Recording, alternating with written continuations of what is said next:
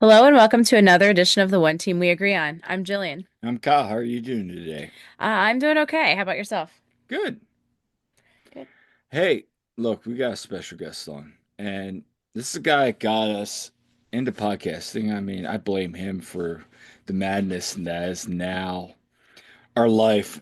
Actually, no, this is joy, the travel, the memories, So many and great the memories. and the friends we met along the way. It's always about the friends we've met along the way. So, it's our annual sit down.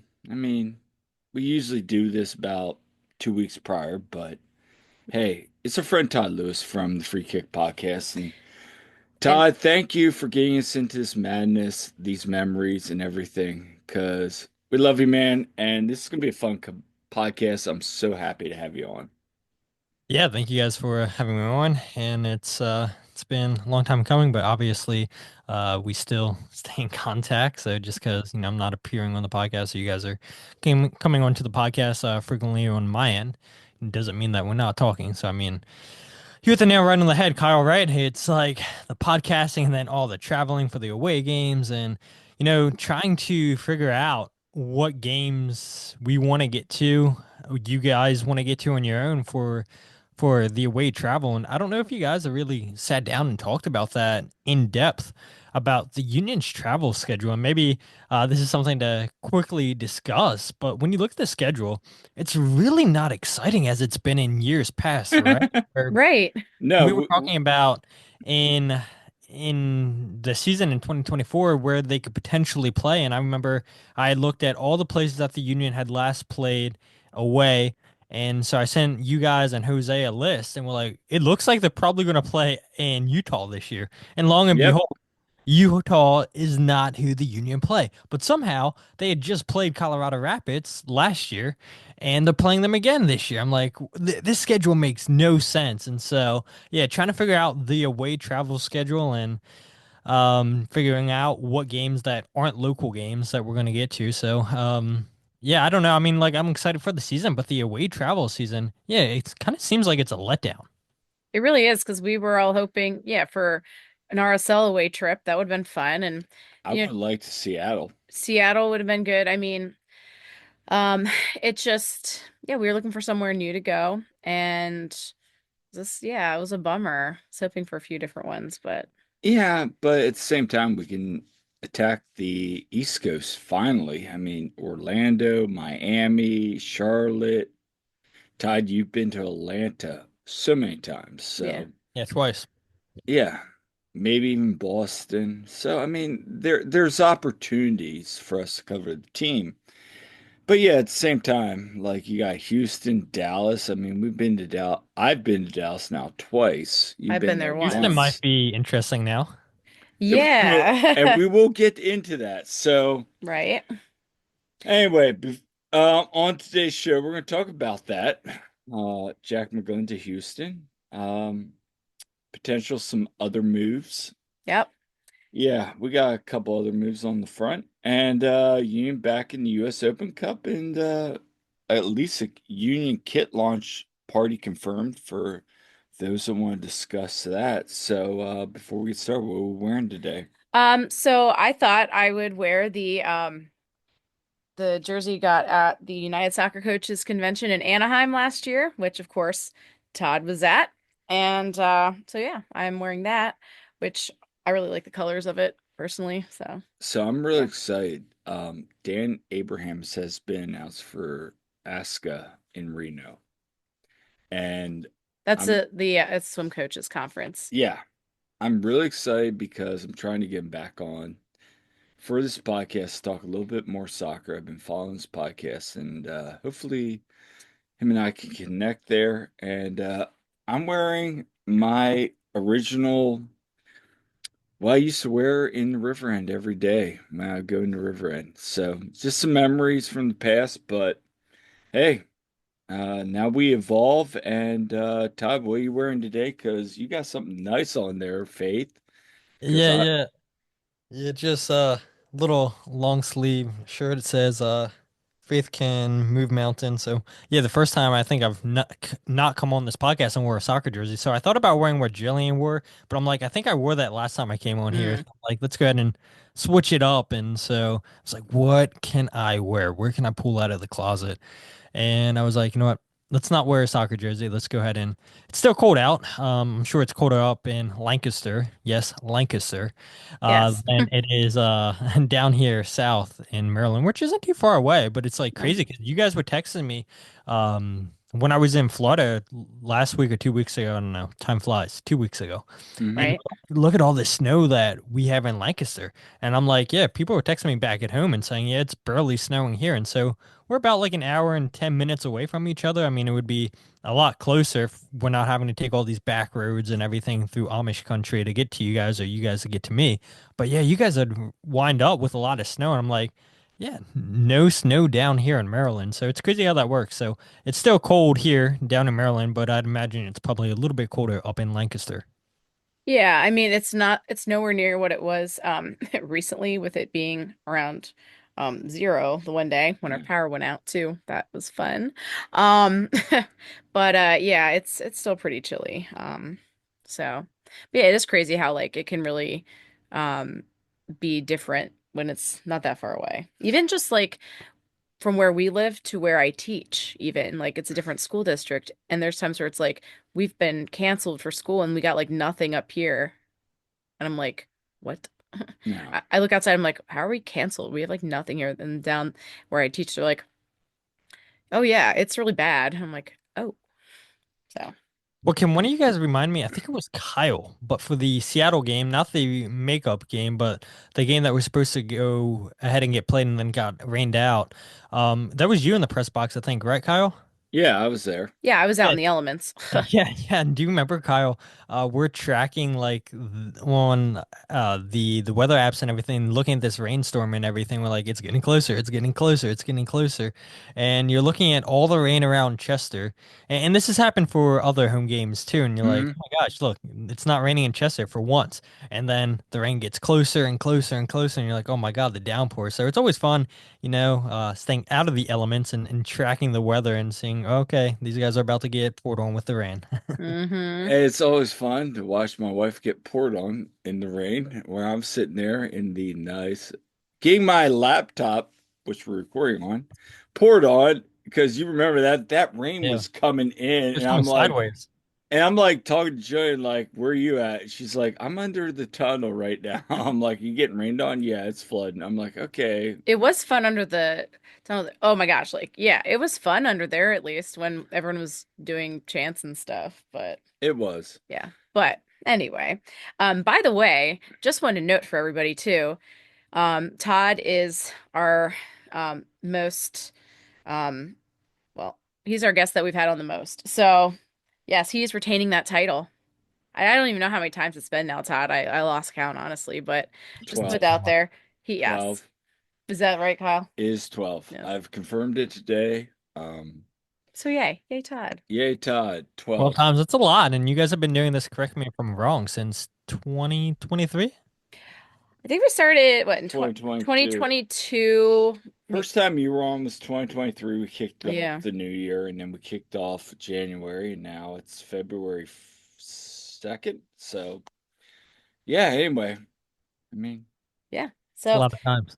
yeah. I appreciate it. it is. I mean, the media, I mean, then it's Jose we've had on a couple times. I mean, Yeah. Mike's been on a couple times. Jimmy's been on a couple times. Skylar's been on a couple times. So, That's been great. it's been great. You guys gotta So, get Matt Ralph.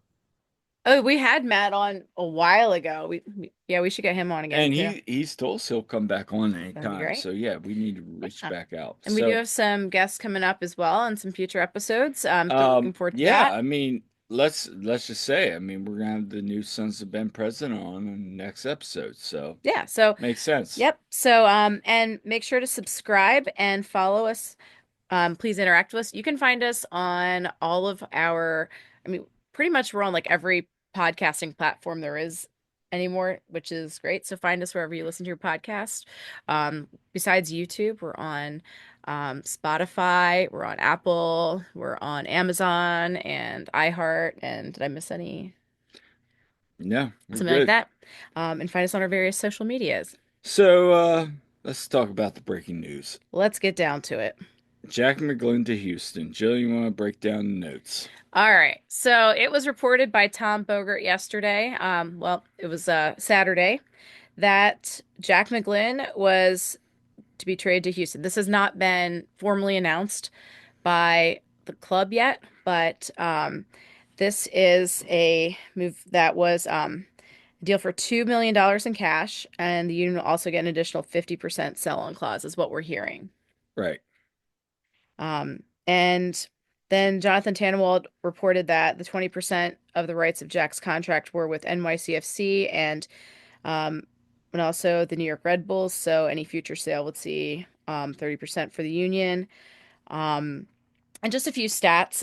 Jack appeared in 99 MLS matches for the Union, logging 5,569 minutes, 7 goals, 11 assists, and an 86.6 passing completion percentage.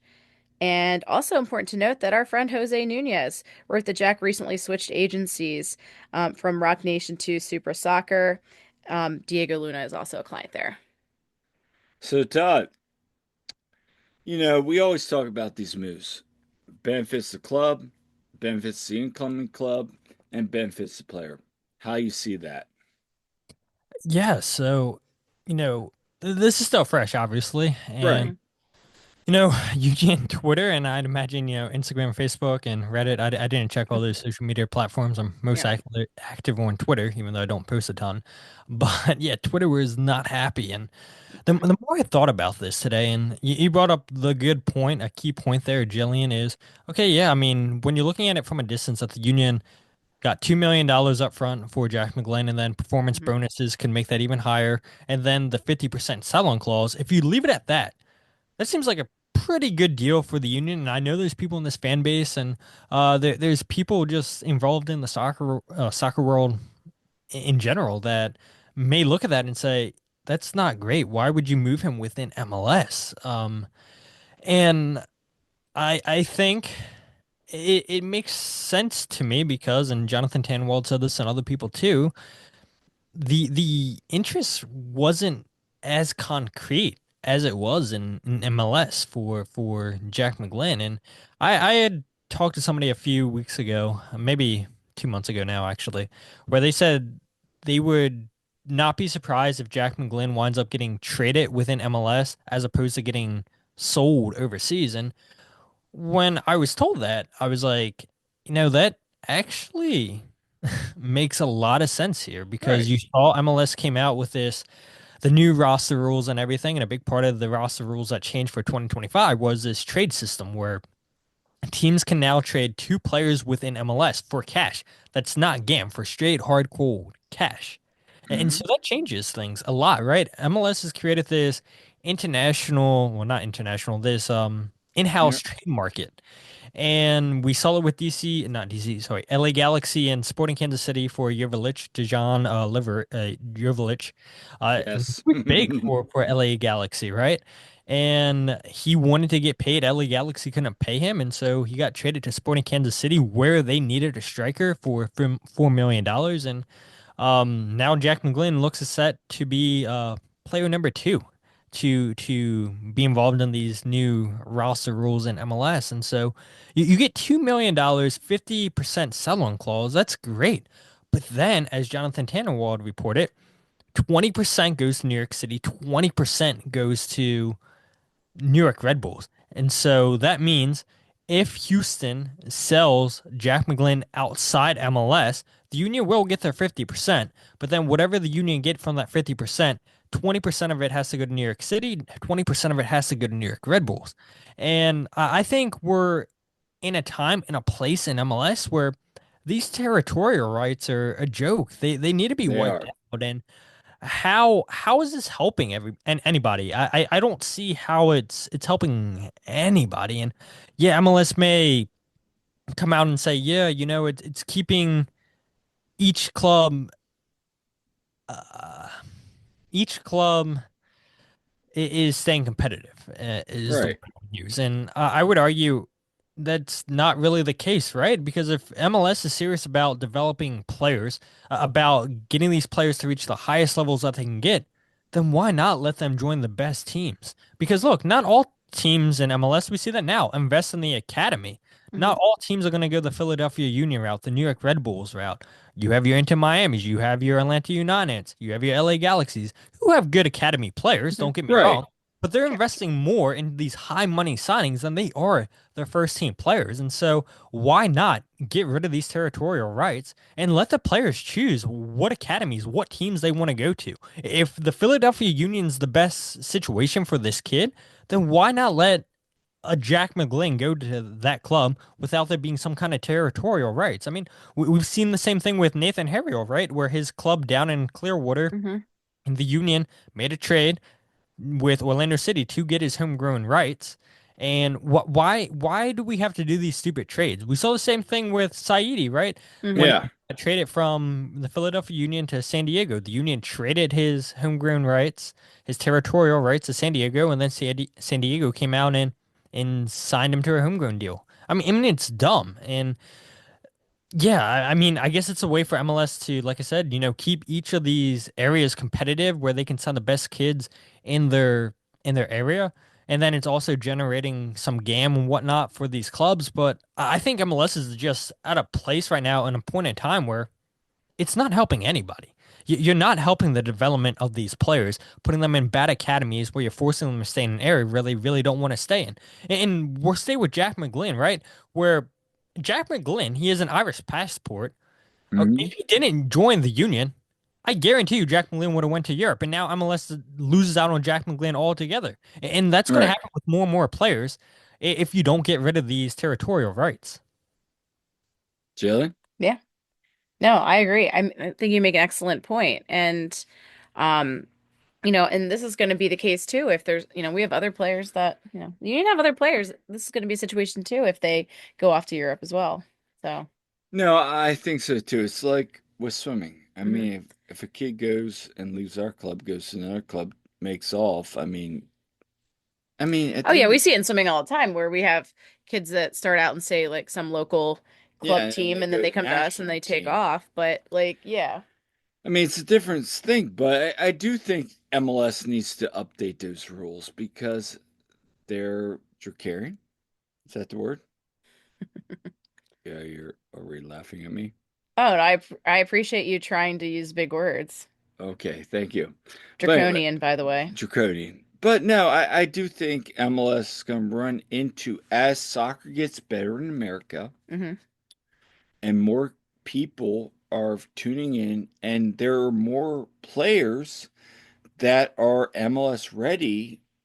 This is an issue for the league, and Todd hit the nail on the head. Like, as good as it is with like the Cavins and second team, we see it with MLS Next Pro. I Hmm. mean, there's so many avenues that the union should not get. They should get the 50% is what I'm getting Hmm. at. So, Yeah. Yeah, and you see it all the time in Europe, right? Where these kids are, I mean, how many players have come out of the Manchester City Academy, the Chelsea right. Academy, and they've left that academy to go sign for with other teams? I mean, there's nothing wrong with that. It's like these players, I don't blame them at all. They're looking for the best situation to prolong their career, to kickstart their career, to get them into the next step, to eventually move them to Europe. I don't blame the players at all for leaving the academies, going to the best academy, the Yeah. best club that's going to develop them. And, MLS, I feel like has this complex where they want to be Europe so bad. They want to be the Premier League so bad. And now you hear the reports that it's looking more and more serious that MLS may change the calendar from a fall to a springtime Right. opposed to a winter through fall, whatever the calendar is now. You guys know what it is, February Hmm. through Yeah. December. And so MLS, okay, fine. You want to change your calendar, which I think's probably the smart thing to do. You get more in line with the international transfer market. Right. We've seen so Hmm. many GMs last year complain about that, how difficult it is for MLS teams to compete in the summertime because their window closes so much earlier than what Europeans' windows close. But at the same time, okay, fine. Start to take more pages out of the book. Get rid of these territorial rights because it's not Hmm. doing anybody any favors. Yeah, and you look at like say Eddie Davis. He came from LA and he went to Red Bull and then he came to the Union, and it's just like, yeah, if he ever gets sold, you're gonna run the same problem, you know. Probably. Um, David Vasquez, another one, you know. Yeah. So, I mean, yeah, I think there does need to be changes there. And also on the note about the schedule, um, I understand the desire to switch to that European model schedule. Um, For you covering I the would team, hate that schedule yes, I know you would. personally, But I but think yes, so I like the personally, summer games, I know you do, and but I'm less busy personally, then. I'm all for this because I think you get better players coming in because of the training seasons, the off seasons, the in season. I think it makes sense for the league. If you really want to be competitive, you do that. Now, does it? It's definitely like a double-edged sword. The problem is, and I don't want to get off too much into a tangent on Oh this, but my gosh. look, I will say this though. Um, when you're trying to grow the sport, you know, amongst the fan base in the US, is it going to hurt the, you know, with the fan base not being able to do the summer games because a lot of people like to bring their families out in the summer and they're more Right. available for that and, you know, for people to buy into that. So I And don't know. no, and Plus, that's a fair yeah, point plus the because weather. Hmm. you got baseball during the summer, Hmm. but now you got football. So you MLS are going to compete against the NFL. They're going to compete against NBA and basketball. Is that really going to help? I don't know. Time will tell. Todd? Yeah, I mean it's interesting, right? MLS, of course, they're going to look at all these different variables, and I'm sure they're already doing a ton of surveys. They probably have a lot They of data. are. Yes. I've been on I've been on surveys for these. Yeah. Yep. So see, there you go. So I'm sure MLS, I think what Jonathan Tannenwald in the Philadelphia Inquirer, I talked to a executive with MLS, and they said by the end of this year that they would come to the decision to what they're going to do with their calendar. So yeah, we'll see what happens. And Yeah. whatever MLS does, I think it's probably going to be well thought out, well researched, and like you just said, Jillian, you've got plenty of those surveys. So obviously MLS is doing their part, and we'll see what comes of that situation. Yes, absolutely. So while we are on the topic of Jack McGlynn, let's just go down memory lane here a little bit. Let's share some favorite Jack McGlynn moments. I'll start with Todd. Todd, what's your favorite Jack McGlynn moments? My favorite. Yeah. Man, um, this kind of has to do with Jack McGlynn, but it also doesn't have to do with Jack McGlynn. So this was in DC, not this year, or was it this year? I can't remember, but it was after the game, and I think it was actually this game, this past year, after Jack McGlynn scored that world-class goal. Yeah. Yeah. We went into the locker room, interviewed players, and Jose Nunez had texted me a question to ask Jack McGlynn about, his off-season training routine with his personal trainer, Alex Ramos. And Mhm. so we're actually in the locker room, which doesn't happen much in Philadelphia because they have us outside the locker rooms. And so we were actually in the locker room in DC, and I right next know to the Jack story. McGlynn was Damian Lowe. And so all the players are changing and everything. I mean, it's a little bit awkward and everything. First time that I've been around that covering a professional team. And okay, it's like you don't want to get in anybody's way because those guys that just played a game, they want to get changed, they want to get out there, get the food, and be done. And so I'm not trying to get in Damian Lowe's way. But Damian Lowe has his towel right in front of me. There's like four of us surrounding Jack McGlynn, and, and Damian Lowe goes, "So watch where you're stepping. Don't step on my stuff." And it's just a towel on the ground. And I'm like, oh my God, Damian Lowe. Like I'm trying to avoid your space. I'm not trying to get all up and close and personal. Like Right. it's just a towel. But yeah, that's a moment that, I went in there to interview Jack McGlynn, but it's Damian Lowe telling me, watch where I'm stepping. So that's the first moment that comes to my mind about Jack McGlynn. I'm sure one of you guys are probably going to mention that goal that he scored. But yeah, I mean, I think number two for me would probably be him making the Olympic squad. I think that's just such a huge honor, him and Nathan Harriel, and Hmm. seeing Jack McGlynn play in the Olympics. And it's a once in a lifetime opportunity, right? Him and Nate both, and all these players that made that roster. And so to see the Union have two representatives for the club, first time ever in their club history that they had two active players playing in the Olympics. Yeah, that's pretty huge for the club. But yeah, I just imagine how proud both families were, the McGlynns and the Harriels. And yeah, of course, as media people, as fans, they're proud of the players, but from the human element, I keep thinking about just how proud those family members are, and that's something that nobody can ever take away from either one of those players. Absolutely. That that was a great moment seeing those guys with the Olympic team. I mean, and it's representing your country on the biggest sports stage there is, really. For sure. Um, for Uh, yeah, do you want to go? yeah, I Okay. do. I'll let you take this. For me, I'll go back down. Number one, a Leagues Cup this year. Um, they had, as you know, Todd, they have the mix zone, and people go up and interview players. Jack was just standing by himself, so I went up and interviewed Jack and talked about his off-season training. Talked with him, had a great conversation, even on and off the record, and that really transitioned us into our comfort level interviewing him. And that was my favorite. Number two, obviously, is the goal against DC and then the Yes. locker room. And I can confirm that did happen because Todd's like, turns to me and goes, did Damien say that? And like, we went back and Yeah, we went back up into the we press went box to try back to because make that I'm as like loud as looking we on could my, because I'm recording it. And Oh, like, both did are, and we're Damian Lowe like, just say this? And it was loud in the locker room, right? But we right. got the audio cleaned up as best as we could. And we're like, dang, that's exactly what Damian Lowe said. I think I still probably have that recording. I'll have to go and see if I yeah. can dig it up.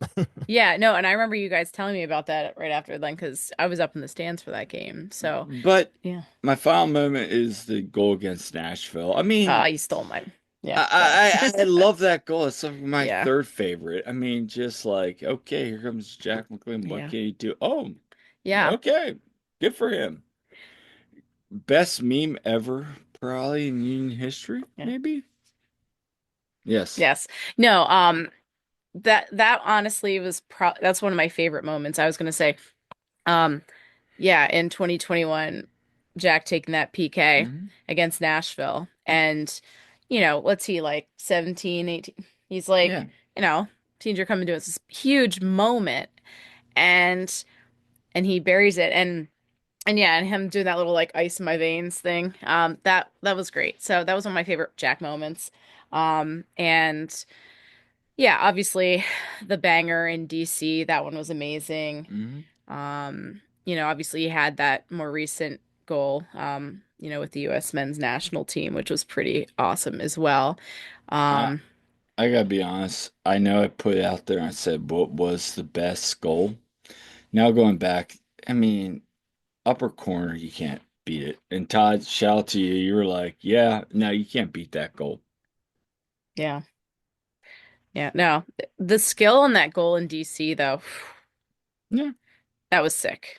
So, but yeah, That's a great goal, world-class goal. Yeah. absolutely.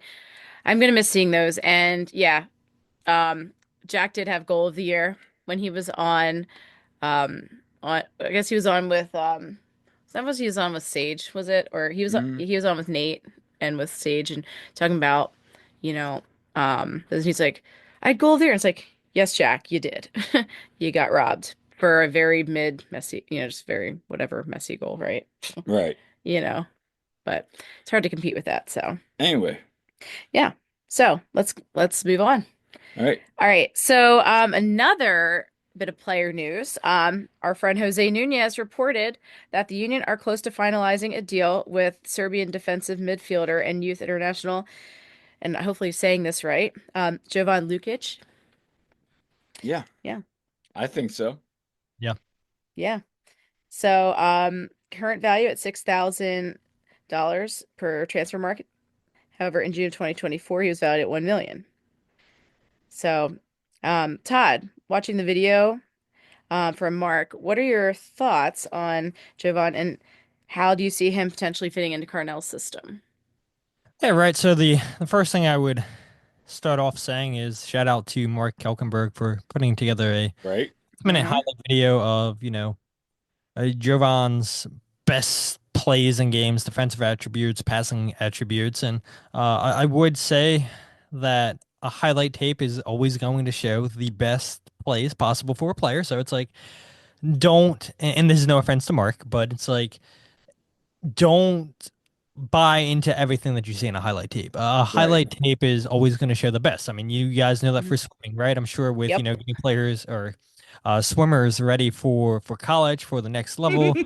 Kyle, you with dealing with recruits, I'm sure you had so many highlight tapes sent to you and everything, and it's like Todd. I don't want to see just the best stuff. I want to see the worst in you, so I can figure out how to correct your mistakes and everything. Because then, if I'm just seeing the best of you, I'm expecting okay, nothing but the best when you come to practice and everything. It's like this isn't the real you.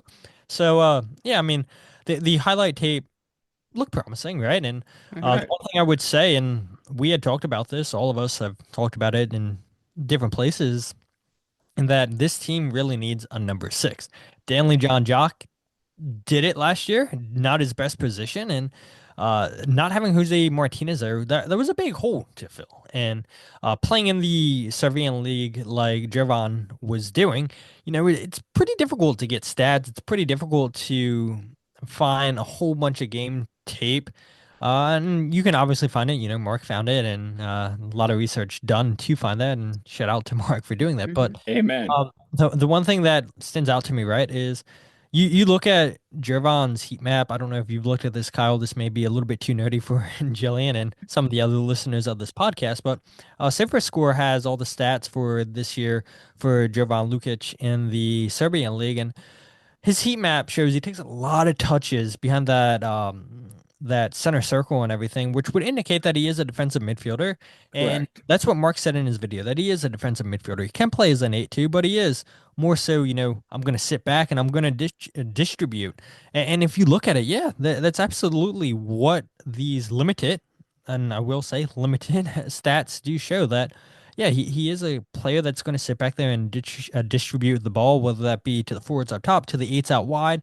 But what really strikes me is his defensive stats. He averages 2 interceptions per game, 2.9 tackles per game, balls recovered 5.7. That's huge. This is a team that isn't going to hold a lot of possession of the ball. There's a team that's going to win the ball back and then kick the ball forward and hope that one of the forwards or the outside eights can get to it. And just look for these quick transition moments. And so we saw this a lot with the Union back in 2019, 2020, 2021, even sometimes in 2022, where the Union would play a long ball forward with their center backs or with Jose Martinez. And if they lose the ball in the opposition's defensive half, Jim Curtin always said within 5 seconds, we want to win that ball back inside the opposition's half, turn the ball over.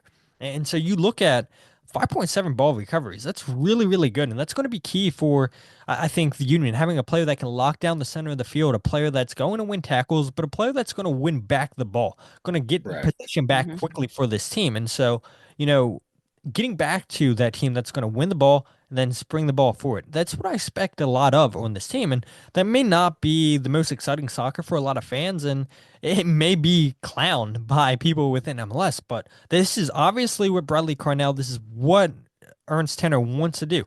How many times did Ernst Tanner say in his press conferences with the media that we want to get back to who we are? Well, what that means is Hmm. Philadelphia Union want to get back to playing Red Bull soccer and going back to Jack McGlynn. It makes a lot of sense that the Union traded him because he's Hmm. not going to fit into this system, this high press system. I love Jack, and I think even Me Jack too. would, yeah, his weakest part of his game is his defensive stats. Possession base where he's going in Houston. I think this has the opportunity where he's really going to showcase his skills. But not only that, he goes into a system that plays 4-2-3-1, which I've said so many times. Play Jack McGlynn as one of the two sixes. Play him next to a player that's going to do all the defensive work. Make him your quarterback. Let him distribute. And so now he goes in there into a system with Ben Olsen that plays 4-2-3-1. Now he can show, hey, look, I can actually play defense in a 4-2-3-1. Look, a lot of people give me crap for my defensive attributes, and he did well for the U.S. playing in a 4-2-3-1 under Pochettino. Now he gets to Correct. go and play in that formation in Houston weekend, time and time again, and show teams, hey, look, I'm good in this system. Teams in Europe, I'd imagine, will look and say, hey, look, he actually does fit into the system really well. He can play defense. Let's go ahead and give him a chance because playing in the diamond formation, Jim Curtin tried to get the best out of Jack McGlynn. Union went away from pressing as much as they did.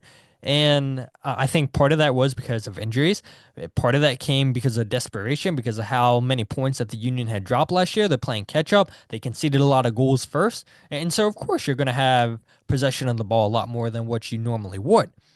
But playing in the diamond formation did Jack McGlynn no favors because of just how much pressing that team wants to do. And a lot of teams attack Jack McGlynn because too, with Kai Wagner, he always wants to play forward. He is a good defender, but a lot of times Kai Wagner, because he's pushed up high so much, he's getting beat. Jack McGlynn's getting beat, and now your left side of the defense is all exposed, and now that's causing your Jacob Glesnes, your Jack Elliott, your Damian Lowe, all to shift over. And guys are getting into 1v1 situations. Guys are missing tackles. But now that's not really going to happen when he goes to Houston. And so that's a big part of why Jack McGlynn was traded to Houston. He's going into a system that fits him. Did not necessarily fit the system in Philadelphia. You bring in a guy in Jovan who is going to benefit in a 4-4-2 diamond, is going to be that anchor that the Union need to protect the back line. And it's just going to be what we saw those first 3 years under Ernst Tanner being the sporting director with the Philadelphia Union. Win the ball back, spring the counterattack. And so, yeah, I do like this move. And I think I saw reports out today that say that the Union were going to pay or are paying $600,000 for him. And again, a lot of fans on social media clowning this, saying, "Oh, this is Ernst Tanner going diamond shopping again, just in the bottom of the barrels." And it's like, how many players has Ernst Tanner hit on doing that? Kai Wagner's the best. Hmm. I Cassius mean, Trocco was a player. Jose Martinez, the guy that Jovan is going to replace. But then I know some people, and I've said it on my podcast too, that there yeah, have been some misses where yeah. in your Macania, who hasn't really had a chance. Abasa, who was a center back, really didn't have a chance. We showed him, right? Kyle's laughing because he never featured for the first team. Yeah, He featured exactly. second team, I think barely any. He had one Makai game. Orvats, which I think a lot of people are probably making the comparison to. Well, look, we went to this part of Europe before, and Jose Martinez, who was supposed to be a nobody, beat a guy that we paid $1 million for in this position. Look, that's going to happen. And I'm all for that, right? And yes, some fans are going to tell me, well, look, $600,000 is a lot for the Philadelphia Union when they don't spend a lot of money. So they need a hit. But Ernst Tanner does have history, does have a record showing that he's hit on a lot more of these signings than he has not.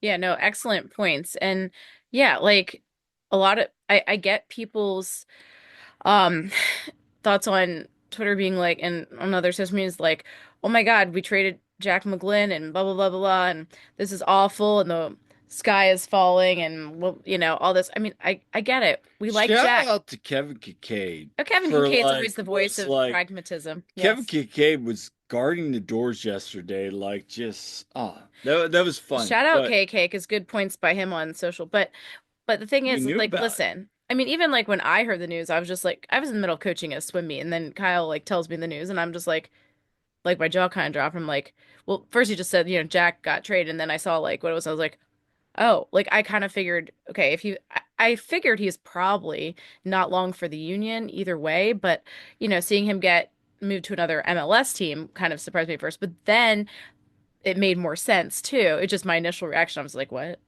But then it makes sense, and also picking up you know a six, we need a six, so no, this whole move makes sense. And also I want to see Jack thrive. Yeah. I'm a big fan of Jack. I want to see him thrive. I think maybe he ends up being kind of a rental in Houston, gets picked up by a European team and takes off. I mean, I hope all the best for him, and I hope he gets to rep the US and really shine internationally. So, but yeah, like these moves actually make sense, and I do hope that Ernst hits um on these moves big time. So, No, I personally think that, with Lukic move, I mean, just watching again, Todd, you hit on the money. I mean, recruiting people, you only see their best. We're gonna see his worst hmm for sure. Having said that, the guy plays bully ball. You want that, you know, he's really good tactically, high action defensively guy. I mean, for a guy who played 16 games, 4 red cards right now, I mean, Hmm. not red cards, yellow cards. Jeez. Anyway, yeah, wow, 4 red cards would be the definition of bully ball. Yeah. Yeah. Yeah. But anyway, I like it. Is he Jose Martinez? He is not. But I do think he brings a lot of that. Would you and I, Todd, say one time we just need a guy that can be defensively pressuring attackers all the time and kind of just be that enforcer back there. And I think he brings that. Yeah, exactly. And again, I mean, that's what you were missing with Jose Martinez, and um, you hopefully have a guy that's going to do that. And texting with other people too. I was like, I miss Jose Martinez for that. I mean, Hmm. Yeah. I think every team needs a player that's going to be a hothead that's going to get in under the other opposition's heads, right? Going to make those crunching tackles, going to be chirping. And, for the Union, I don't know if that's Jovic's game. Um, Time just will tell. Lukic's game with chirping at the players, but you don't have to chirp at players to be a bully, to be an enforcer, right? It's those hard crunching tackles. And so, if the Union can get that version of Lukic, then I think they'll be in good hands. And right, we've seen this time and time again where it takes players some time to get adjusted to MLS. And so for fans, I would argue out there and say, hey, look, give him time. If he's not a home run right away, look, players take time to adjust to the league. Look at Daniel Gazdag. He took time to adjust, and now since he took his first half season, he's put up MVP numbers his whole time here. And I know a lot of people would say, well, a lot of these goals are penalty kicks. Touche. But still, goals are goals, right? And it takes time for players to adjust to the league. So I like this move. I'm glad to see the Union address an area on the field that was much needed. And again, um, people would probably look at this move and say, well, you sold Jack McGlynn and now you bring in Lukic. That's a like for like replacement. You're not bringing in an extra player. But what Right. I would argue personally is that Danley's that replacement for Jack McGlynn. And Hmm. now you finally have your replacement for Jose Martinez. And that midfield's very, very stacked right now. Alejandro Bedoya, I'm sure, is going to still play a part. Quinn Mhm. Sullivan's going to play a massive part. Kevin Sullivan's going to play this season. Danley John Jock's going to play. Daniel Gazdag is going to play. Lukic is going to play. Jesus Bueno is probably going to play. Jeremy Raffanello, I'm sure, is going to have a spot. That's 8 players. And then what do you do with CJ Only and Davi Vasquez, right? I think you A play. lot of midfielders. There's a lot, yeah. Sorry to cut you off there. I think you play CJ. I think he's going to see some minutes. Am I saying he's going to see 200 minutes? Maybe not, but Yeah, we I'd were like just to. talking about this yesterday. Yeah, Yeah, about CJ. Like, like I'd like to see that.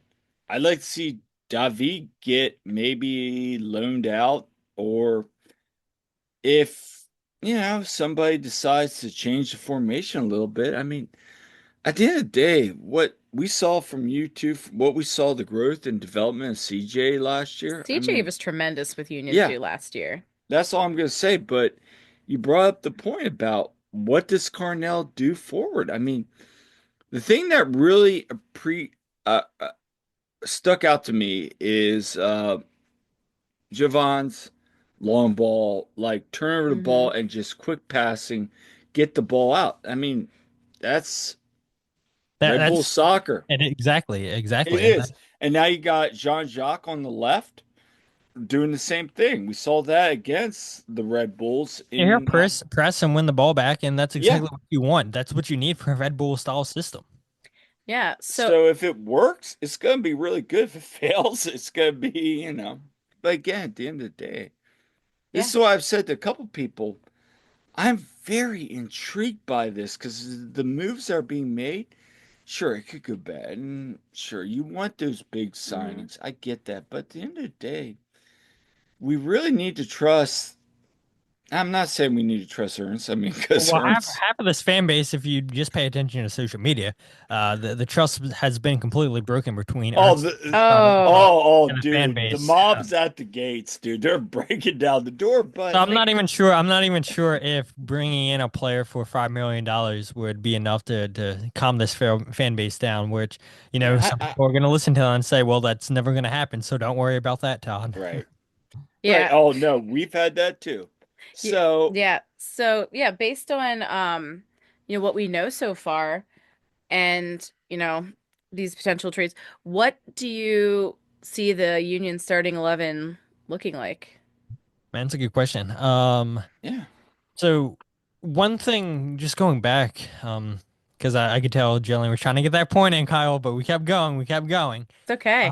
hey, hey. But um, You know, I like to ramble, man. hey, You're on hey, the phone with me, and you're like, "Kyle, I gotta get off the phone." Sorry.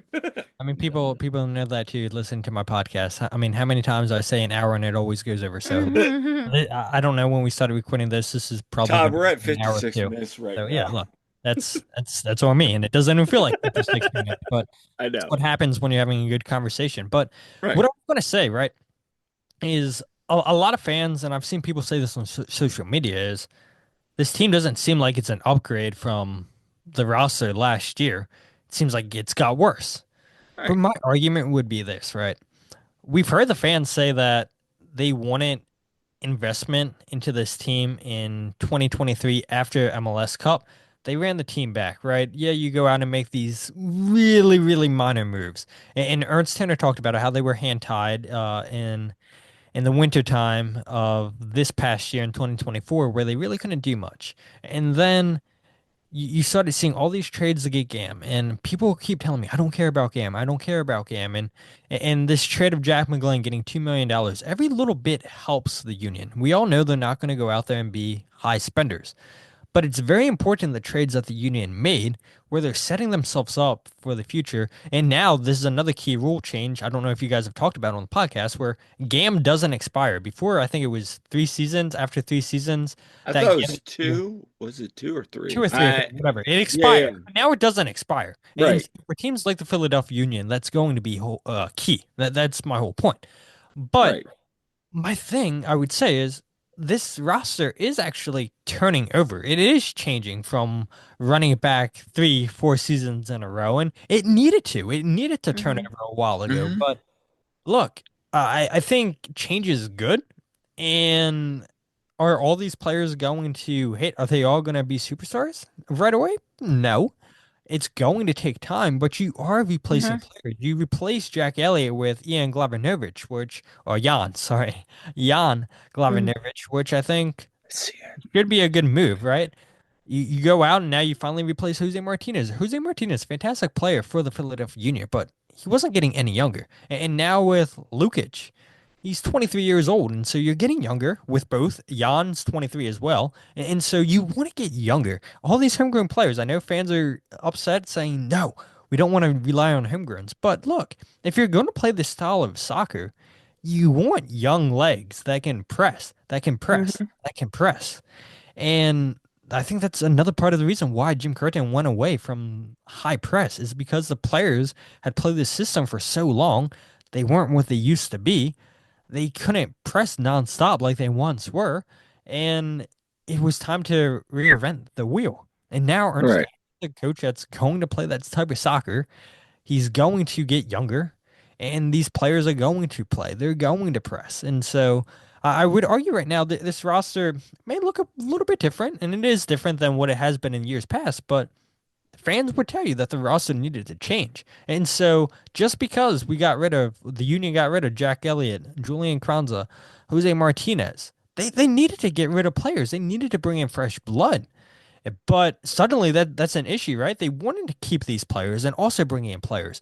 But no matter what this front office does, it just doesn't seem like it's good enough for some people in this fan base. But this is a team that needed to be reinvented because Right. they ran their course. The core had ran its course. They had been giving opportunity after opportunity, and they proved, look, we went as far as we can go. And that was MLS Cup in 2022. 2023, you get an unfortunate call against FC Cincinnati with VAR. And then last year's season, the season that nobody wants to talk about in this fan base. And those seasons happen, but that was coming, right? That was coming. With this team getting older, with injuries always going to be an issue, and of course you don't reinvest where the fans are saying reinvest. And now you are reinvesting while getting rid of players that, we're losing a step. And so yeah, I do like this way the roster is being constructed. Hopefully, a couple more pieces. Ernst Tenner is sticking with his word. He said we're going to add pieces in every position other than goalkeeper, and that's not including the homegrowns we're going to sign. They did it with Right. the defense with Jan. They've now done it in the midfield with Lukic. Now we're waiting on a striker. Hopefully, that's close, but I would not be surprised with this week. I'm not sure when you guys are releasing this podcast, but I would not be surprised if we start to see more and more moves, right? Because the club hasn't officially made the Jack McGlynn trade official. That's going to become official. They Right. haven't made the Lukic deal official. It's going to become official. And I wonder what else is going to be announced by this club.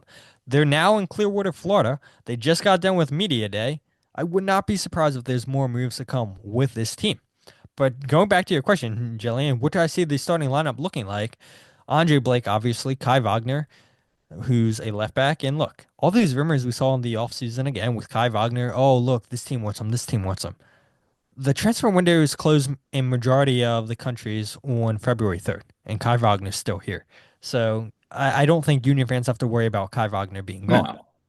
No. Center back, because Jan is here on loan, I would expect him to be a center back. But Makanya has started twice in preseason. I think he's going to get a look. Jacob Glesnes is also going to be a starter. And then Nathan Harriel, who knows why he hasn't played in preseason? I know Jose had said on my show that maybe it's a little bit of a knock or something. Who knows what the case may be there? But I would expect Nathan Harriel to still be your starting right back in the midfield. Right.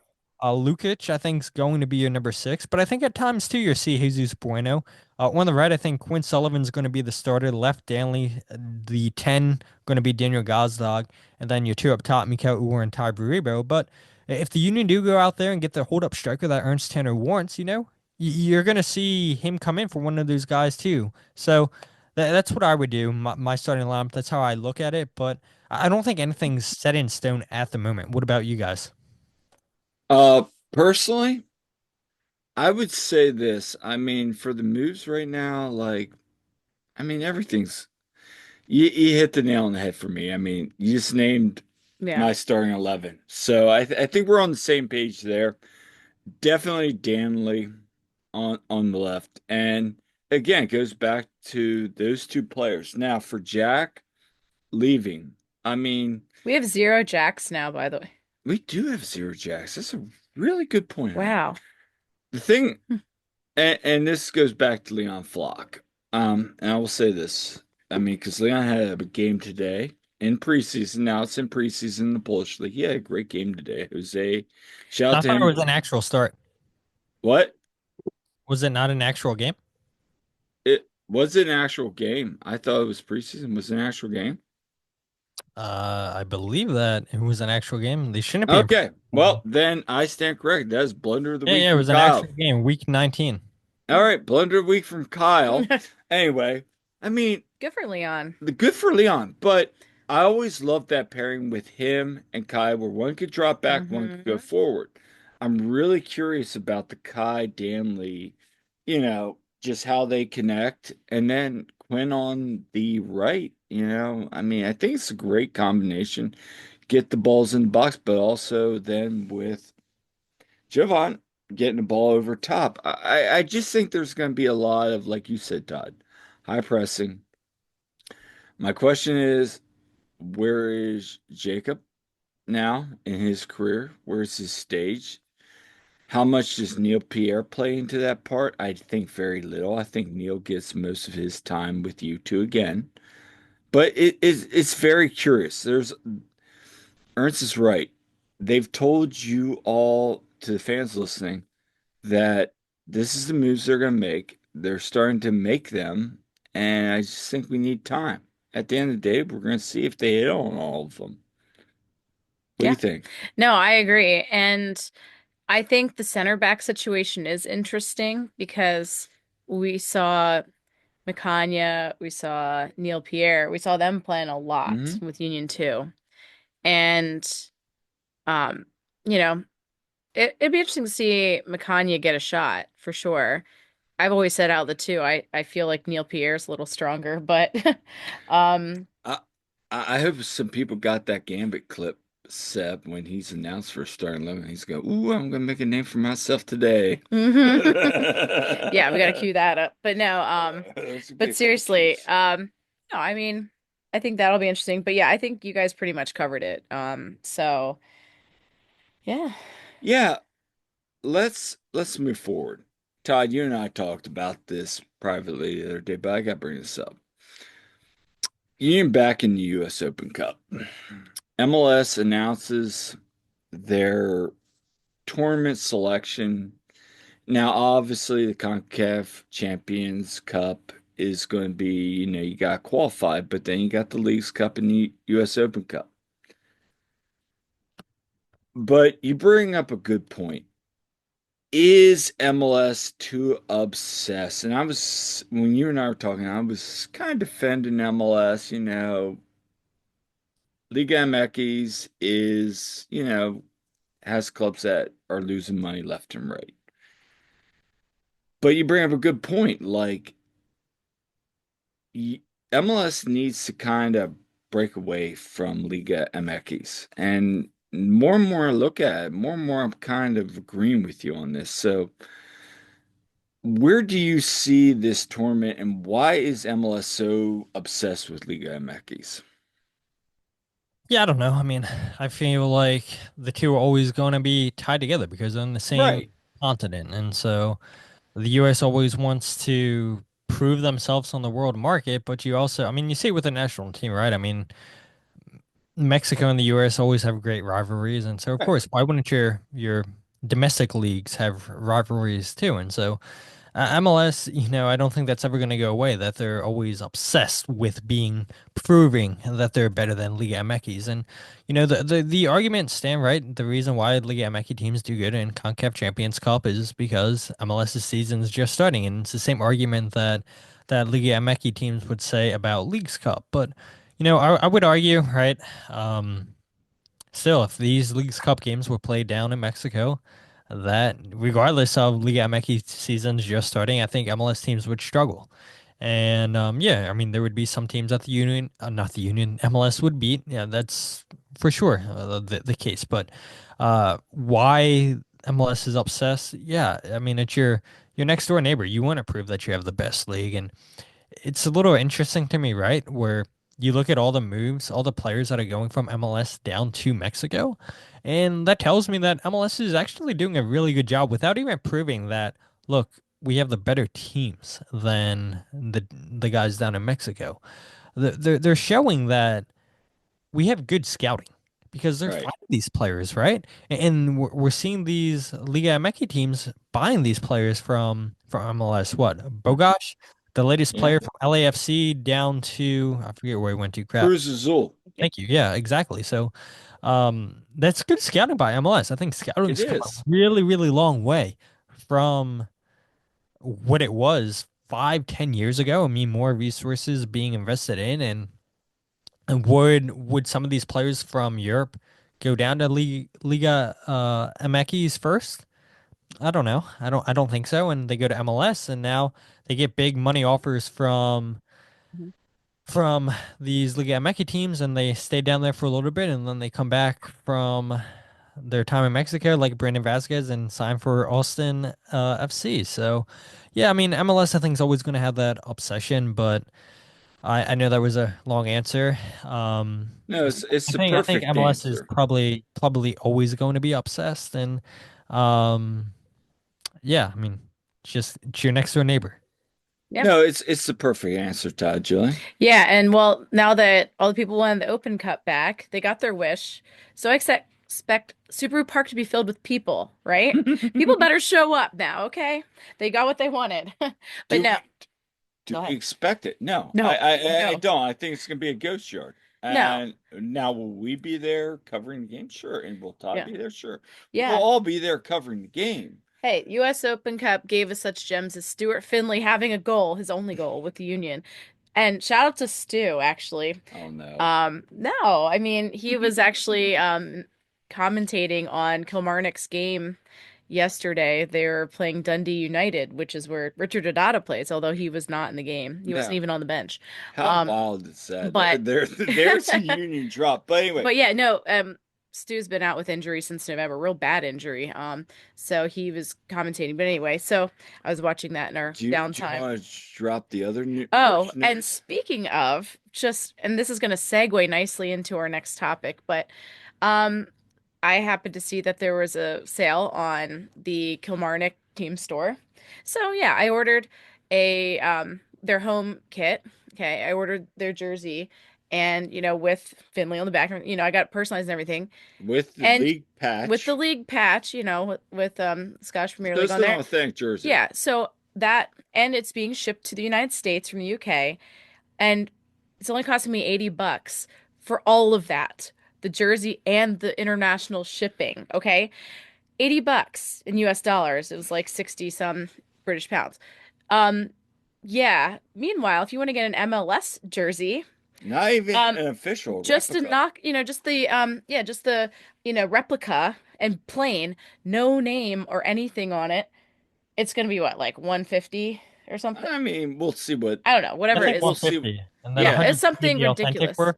What are they going to be? 200 now this year? Like, we're seriously, right. forget even getting like the name and number on them. So, MLS, what are you doing? And What are you this doing? goes back to Jose because Todd, we all know Jose did that whole video where he did a Manchester United authentic and was like $90 for a Grealish jersey. Or I forget. Sorry, Jose. I forget what person you Yeah, put on. Jose's going to kill you because you said Manchester United I mean, it's City. Manchester City. Oh my God. Thunder. Just Anyway, let Jillian talk the rest of the episode.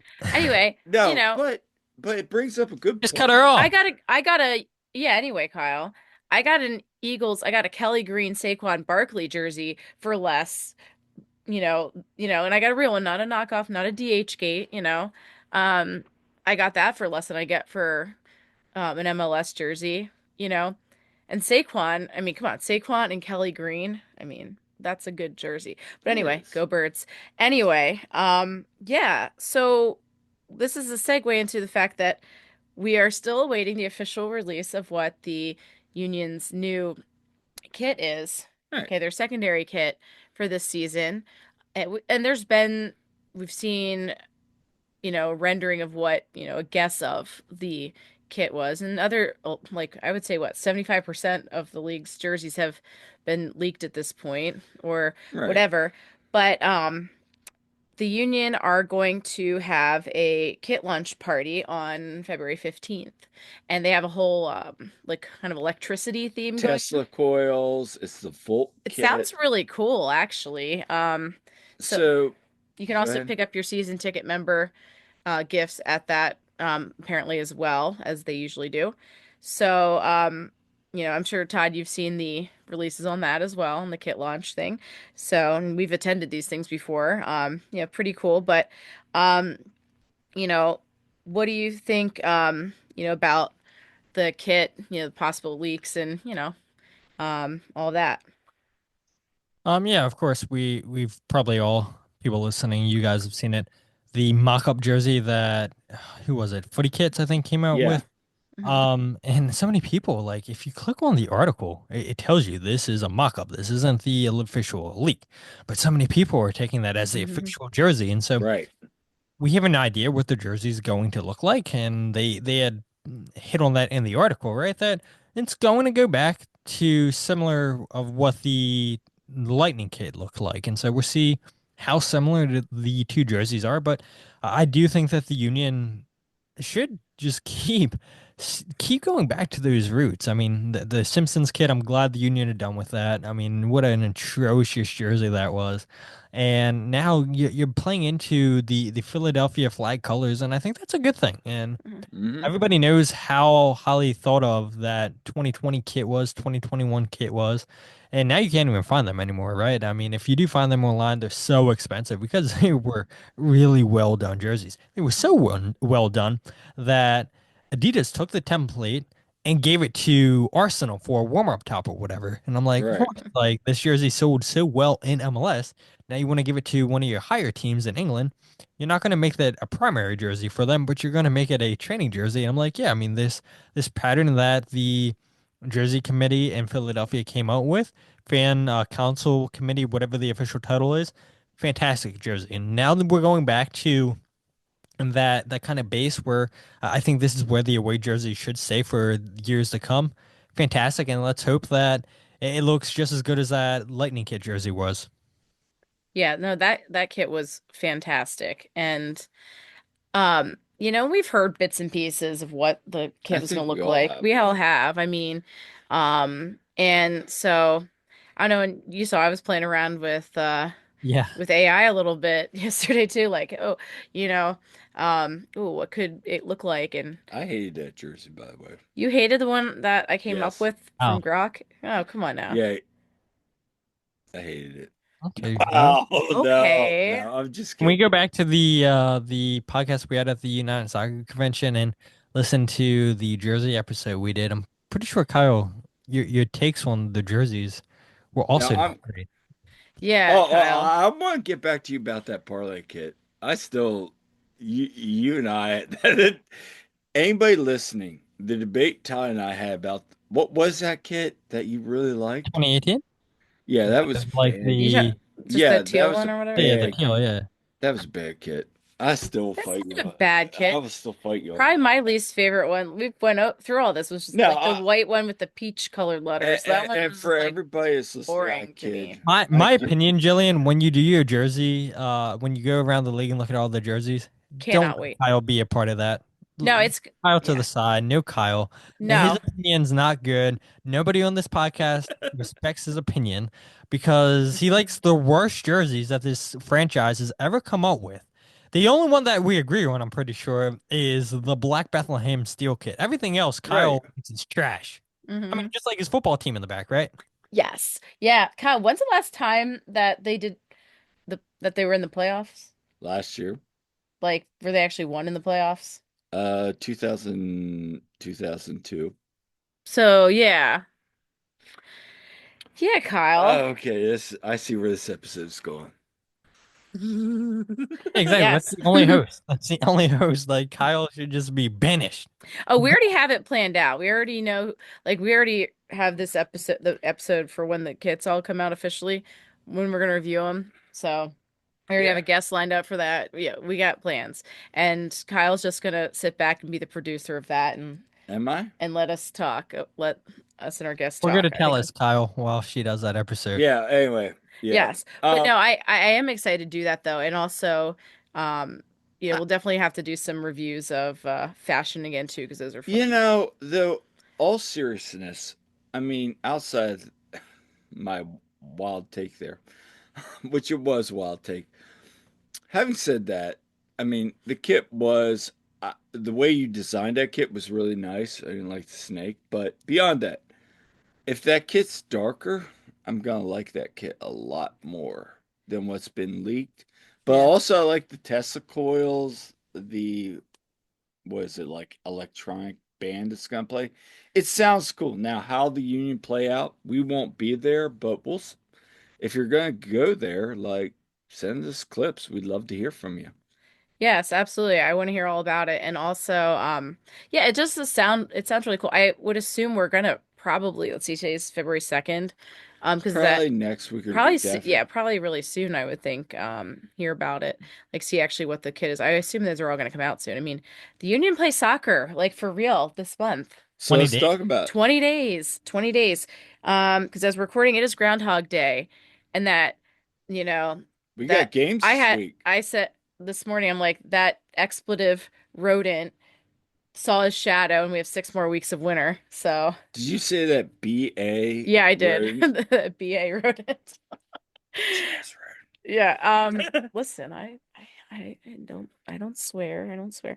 No, anyway, so anyway, yeah, 20 days of that's wild that it's coming up that fast. So, So anyway, we got some upcoming preseason games this yeah, week. actually today the Union and Union 2, they left for Clearwater. Yeah. We got some clips there on social media for the Union.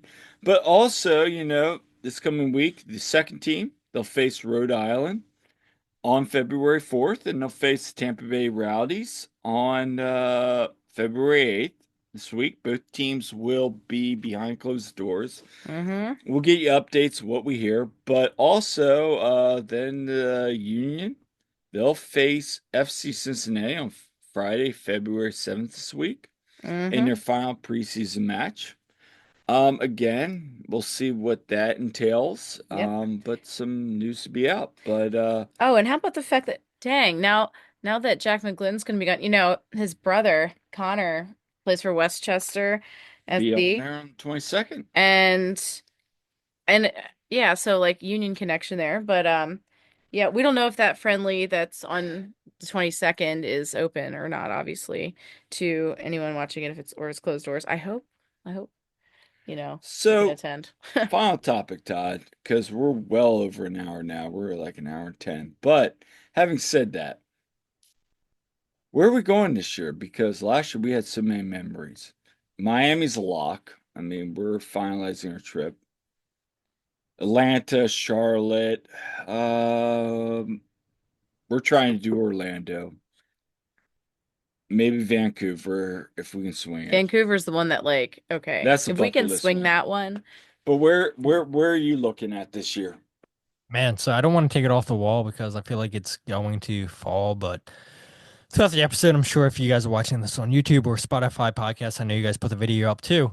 To the left of me, the right of your guys' screen, I got a Christmas gift which was a picture of the US map, and it has every single soccer stadium in MLS listed on here, but San Diego and St. Louis. So I got to find a way how to get them added to this board.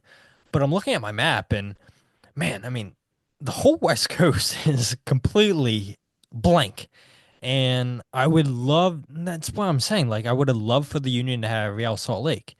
Unfortunately, it's not happening. Vancouver sounds like a great place. I have to get my passport, but I already have vacations lined up for September, so that's probably not going to happen. Seattle would have been cool.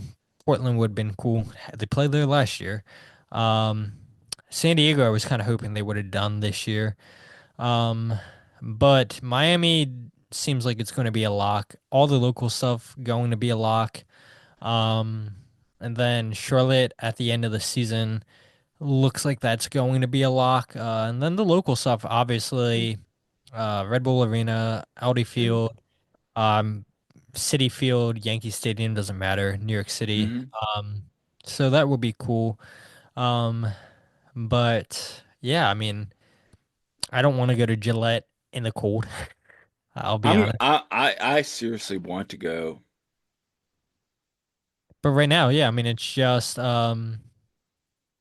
Drive Pink or Chase Stadium, sorry, because it's still listed as Drive Pink on this. Yeah, Houston would be cool, but in Dallas, but I don't want to go in the middle of the summertime when it's super duper hot. So what I know that's pretty much a lock is Chase Stadium and Charlotte, and then obviously the local trips up and down 95, other than Gillette Stadium. So yeah, two away games locked. Would love to do Orlando, but I just came back from Disney, so probably not gonna yeah. happen.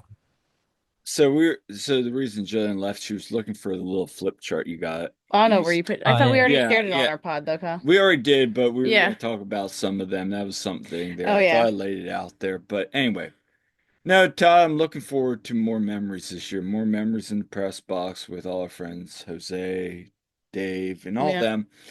Just covering this team. It's Hmm. I mean, who would ever thought that through all the hard work that we've all done, and some I'm gonna let I'm gonna finish up with, you, Todd, Jose, Jillian, um, even Mike, and Jimmy, the hard work we do, other members of the press, you know, looking forward to more memories in 2025. That's the reality of the situation. Yeah. Yeah, it's the best thing. It's like since I've been covering this team, it's been 10 stadiums that I've been to out of 30 stadiums now in MLS. And, it's taken me to a lot of places where I wouldn't normally go or want a vacation. It's like I've been to Florida plenty of times, but not for soccer. Chicago, I've never really had any interest of going to Chicago, and that's a trip that I would have done 100% this year. But because it's another Wednesday game, and I know Yeah, last year it was Wednesday, but it was 4th of July week, so I had more time off for work. But it's like, wow, Chicago is a really, really nice city. The downtown part. And I know Chicago has its rap. All cities, have their bad areas and whatnot. But yeah, walking around downtown Chicago and walking along the river, like I enjoy that. And I was down there, spent one day with Dave Leno, I think the day of the game. correct. And the next 2 days that I had down there, I was by myself, but it was really, really cool just finding things to do. And sorry, I know Ricky Zelfro is listening to this podcast. I spent Ricky too going to a baseball game. Sorry, Mhm. Ricky. But yeah, I mean, just exploring the city of Chicago here was really cool. So, all in all, I mean, soccer has led me to a lot of great cities that, I never really would have explored before. And so hopefully one day I'll be able to fill all 30 stadiums out and we'll put a dent in some more stadiums this year, that's for sure. Yeah, you definitely have to do Montreal. Like Montreal was I Yeah, gotta get my passport. awesome. yeah. Yeah. Shout out to Ricky because you brought up Ricky. I mean, Jillian and I spent a day with him, and Yeah, we went to Laurent. That was yeah, great. with him and Laurent. Like that was fun, but again, it goes back to the adventures that you get into along the way covering teams. Yeah, absolutely. But yeah, we've definitely seen some great places and yeah, I mean, I don't know if we would have been in Denver if we hadn't, gone to that game. Yeah, Uh, and Denver was awesome. We loved that. me Yeah, and a I'm going lot. again this year, like because we had Mhm. so much fun in Denver. I'm like, dude, this is a place where if it wasn't so expensive, I wouldn't mind living out here. Yeah. Are you gonna go down? I really want to go to a light switchback game in Colorado Springs this year. Like I'm looking at that game on the lights, like go Go down, say what's hang up to out Matt with Real. the Real. Well, no, not even Real. Like Montana. just talk to No, but James yeah. Oh, Chambers and for all sure. those guys that were there with Steel back in the day. Like Yeah. that'd be a really cool like sit down conversation you could really get into that. Heck, people like Matt Ralph, Jose Nunez, all of us would really love to listen to. I'm sure a lot of Hmm. the old guard would love to listen to. So Yeah. anyway, um, Well, what Todd, we yeah, what Todd, as always, yeah. this has been fun. Yeah. I mean, we're at an hour now and probably 17 minutes. I Felt mean, so bad. My apologies. It's no, it's okay. all of us. I mean, Yeah. like, look, when we all get together and do these, like, time doesn't matter. It's about the content. It's about the conversation. Hmm. It's about the friendship. Yes. And so again, Todd, where can people find you? You can find me on Twitter, Instagram, or Facebook at Free Kick Pod. Wherever you get your podcasts, The Free Kick. Check out the YouTube page, youtube.com/Free Kick Pod, where I've started going live the last 2 months now, Yep. doing the podcast. So it's been a lot of fun. Jose Nunez has joined me, I feel like the last 7 episodes. So Hmm. shout out Jose. And then I also do goals breakdown videos on there, which will be starting up once again once the season starts. And then you can find my Substack where I do writing, where I put the podcast on there if you don't want to go and, go on Apple, Spotify, any of that. And then I also put the goals breakdown videos if you guys don't want to subscribe to my YouTube and watch them on there because, I make it easy for you guys. So you guys can find all that in one place at thefreekick.substack.com. And again, guys, thank you so much for having me on the podcast and always a lot to say. And hopefully the listeners got from the beginning to the end and they appreciated this episode as much as I appreciate you guys and the friendship. And look, this team, like I said, I'd brought me to a lot of cities that I never been to before, cities that I never really had any interest in going to, and brought me out of my comfort zone. But the biggest part, the biggest thing that, covering this team has done is lead us to friendships. Meeting you guys is a big part of that. Hmm. And yeah, I mean, you guys I consider two deep, close friends, and we'll get together occasionally and hang out in Lancaster, and because it's better than hanging out down here, so I don't mind taking the drive up there. But yeah, I mean, this team's brought so many great friendships for me, and I think a lot of people that are listening to this podcast can say the same thing. Yeah, no, absolutely. I mean, I really cherish the friendships we've made. And by the way, Todd, yeah, you definitely need to come up to Lancaster. You've missed my birthday now 2 years in a row. But you were at Disney and you're having a great time and everything. So, but no, we'll have to get together because you just had your birthday recently. So, Yeah, because I had um, COVID 2 years ago. yeah, That's I what I know. called last time. After coming Horrible. back from California from the coaches convention. Crazy. Yeah. Yeah. We had a little mini like union people kind of get together at my birthday with the family too, which was kind of cool. But yeah, we'll have to get together. But yeah, no, as always, we appreciate you coming on and Yeah, so this is wonderful and everyone listening, make sure you check out Todd's stuff. The goals breakdowns are great. yeah, and Podcast also content. Yeah. check out Substat, Jose's Substat, and check out, him and Jose's work. I mean, they're phenomenal. So, Yep. So, we can be found on Twitter at TOTWAG as well as on Blue Sky, and we are on there individually as well.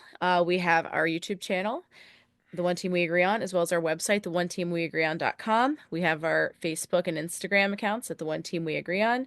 And since TikTok's back, I'll post some content on there at some point, Jillian_Almany. So you yeah, can find us a lot of places. we got another guest coming on this week.